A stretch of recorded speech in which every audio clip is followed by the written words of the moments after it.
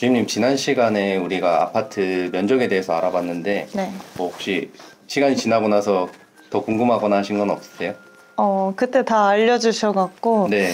더 궁금한 거는 없는데 제가 혼자 공부하는 것보다는 아무래도 소장님께서 설명을 해주시니까 더 도움이 많이 됐던 것 같아요. 도움이 되고 뭐 이해에 좀 더 도움이 됐으면 다행인 것 같아요.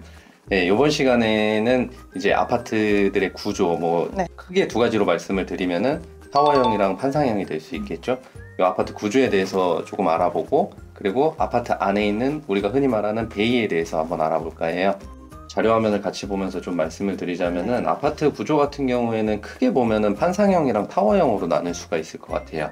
판상형 같은 경우에는 우리 한 90년대쯤 주임님이 혹시 몇 년생이시죠? 90년대생. 그 90년대에 좀 많이 지었던 아파트들 구조라고 보시면 될 것 같아요. 뭐 지금이야 뭐 재개발을 많이 하고 있지만 과천이나 뭐 이런 주공 아파트 단지들 보면은 이렇게 성냥갑처럼 이렇게 다 일정한 높이와 일정한 크기로 다 지어놨잖아요. 네. 그런 거를 이제 판상형이라고 말씀드릴 수 있을 것 같아요. 판상형의 장점을 좀 말씀드리자면은 판상형 같은 경우에는 정남향으로 짓는 게 가능하다 보니까 채광이 상당히 우수하고 통풍이 좀 잘 되는 장점이 있어요. 그래서 통풍이 좀 중요한 이유를 말씀드리자면은 여름에는 좀 맞바람이 쳐서 좀 시원하기도 하고 겨울엔 또 채광이 좋다 보니까 따뜻하기도 하고 해서 냉난방비를 절감할 수 있는 효과가 있다, 이렇게 보시면 좋을 것 같고요. 구조는 또 조금 단조로울 수 있어요. 사실 똑같은 구조로 짓기 때문에 단조로울 수 있지만 건축비나 아니면 설계비를 절감하는 그런 원가 절감 부분에서도 장점이 있다고 볼 수 있고, 단점 같은 경우에는 이제 계속 좀 단조롭다고 말씀드렸다시피 그게 좀 단점이 될 수가 있고, 동간 거리가 좀 짧아가지고 사생활 보호 측면에서는 조금 단점이 있지 않나 생각됩니다. 작년 5월쯤에 기사가 상당히 많이 나왔어요. 공동주택 그 동간 거리를 조금 더 줄이겠다. 근데 요 줄이겠다가 뭐 몇 미터를 줄이겠다라고 하는 건 아니고요. 최소 이격거리 10m는 계속 유지를 하지만 예를 들어서 한번 말씀드리자면은 과거에는 요 아파트들을 보셨을 때 요 뒤에 있는 건물이 높이가 80m라고 가정을 하고 앞에 있는 건물이 높이가 30m라고 가정을 했을 때 낮은 건물의 0.5 이상, 그러면 15m 이상이 되겠죠. 그리고 높은 건물의 0.4 이상, 그럼 32m 이상이 될 겁니다. 요 두 가지 숫자 중에 큰 숫자를 이격을 시켰어야 됐어요. 그러면은 32m를 이격시켰어야 됐겠죠. 근데 지금은 0.4 이상을 이격시키는 게 없어졌기 때문에 0.5만 적용이 됩니다. 그래서 낮은 건물의 0.5 이상인 15m만 이격을 시키면 되는 게 되겠죠. 안 그래도 이제 동간거리가 가까운 게 판상형 아파트의 조금 단점이라고 계속해서 말씀을 드렸었는데, 그게 좀 더 가까이 되면서 사생활은 조금 많이 침해를 받을 수 있을 것 같아요. 그리고 타워형을 말씀드리자면은 타워형은 주로 이제 초고층 아파트나 아니면 주상복합을 예로 들어서 말씀드릴 수 있을 것 같아요. 디자인이 좀 다양하기 때문에 세련된 느낌을 많이 받을 수 있죠. 우리가 흔히 가장 대표적인 주상복합이라고 하면은 타워팰리스를 떠올릴 수 있을 것 같아요. 타워팰리스 처음 건축을 하고 준공을 하고 입주를 할 때 굉장히 세련됐다는 뉴스 기사들도 많이 있었거든요. 그게 좀 장점이 될 것 같고, 판상형에 비해서 면적은 크게 구애를 받지 않나요? 그것도 장점일 수 있습니다. 그리고 초고층 아파트나 주상복합에서 주로 선택되는 만큼 조망은 좀 우수할 수 있고요. 그리고 단지 안에 이제 상업시설이 같이 있기 때문에 뭐 입주자 같은 경우에는 굉장히 상업시설을 이용하기에 편리하죠. 판상형이랑 비교를 하자면 판상형 같은 경우에는 보통 이제 아파트 상가가 따로 있잖아요.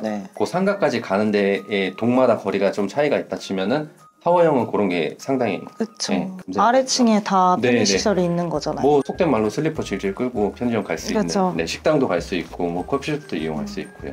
단점이 없는 건 또 아닌데, 타워형 아파트 같은 경우에는 이제 똑같은 면적의 땅에 아파트를 짓더라도 아래쪽에 상업시설도 들어가고 이제 일정 층은 상업시설, 그 위층을 주거용으로 사용하기 때문에 세대수가 좀 줄어든다는 단점이 있고, 판상형 아파트랑은 다르게 건축법에 적용을 받다 보니까 분양률이 좀 많이 낮은 편이에요. 그래서 상대적으로 분양가가 좀 높고요.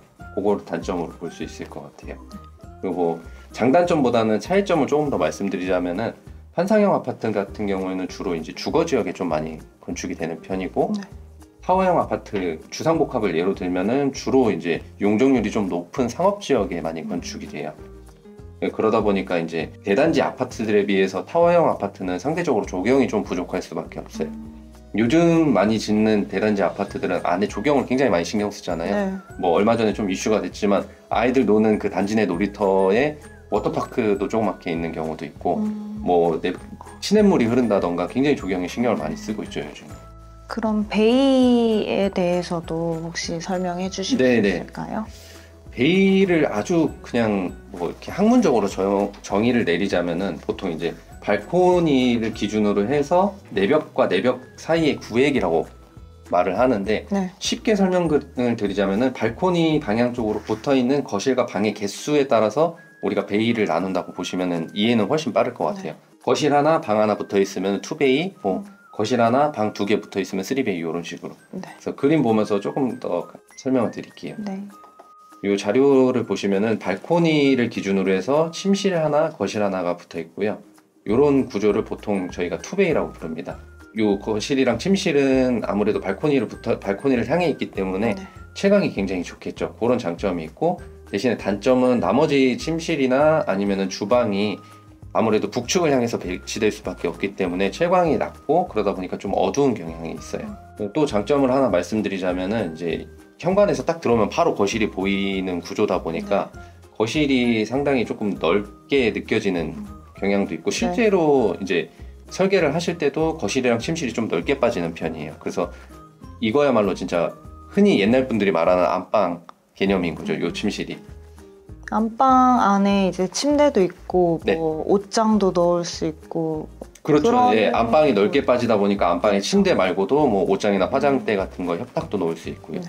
근데 통풍에 사실 장점이 있는 것도 있고요. 근데 대신에 투베이 같은 구조는 이제 세대 간에 이제 문을 열게 되면 네. 안이 훤히 보이는 그런 구조 아니에요? 되게 좋은 말씀 해주셨는데 보통 요 투베이 구조가 엘리베이터랑 계단을 같이 가지고 있는 계단식 아파트에 보통 많이 적용이 됐었어요. 과거에는.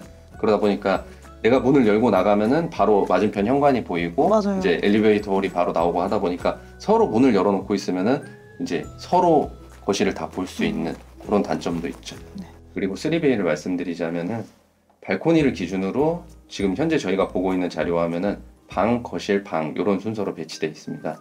요 지금 3개의 구획이 발코니를 기준으로 배치되어 있기 때문에 3베이라고 저희가 보통 표현을 하고요. 네.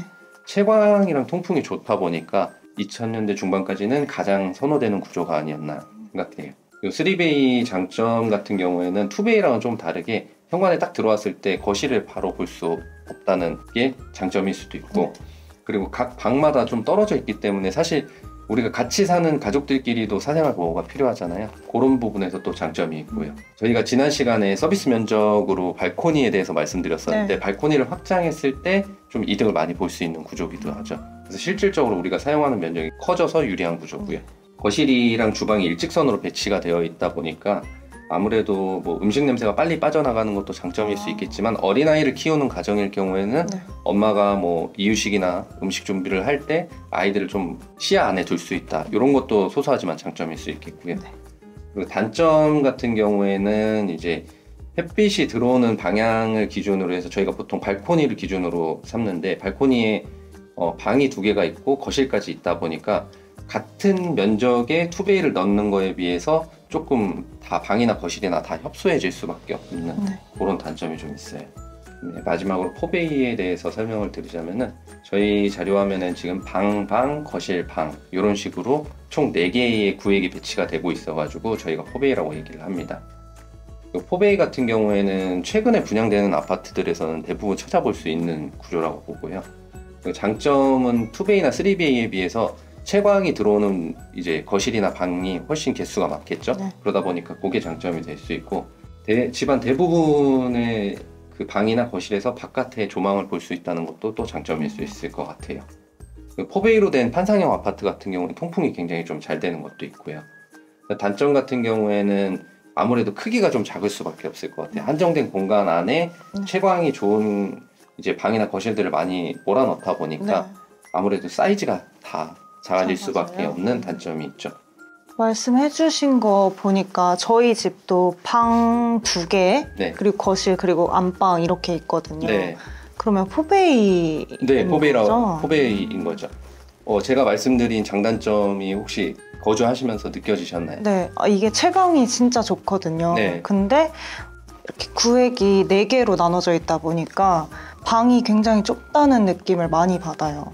대신에 이제 통풍은 굉장히 잘 되고요. 2000년대 중반까지만 해도 뭐 이제 24평형짜리가 보통 과거에는 2베이였는데 3베이로 많이 가다 보니까 방들이 다 굉장히 좀 작게 빠지는 경향이 있죠. 네. 네, 주임님 오늘은 아파트 구조랑 베이에 대해서 알아봤는데 어떠셨어요?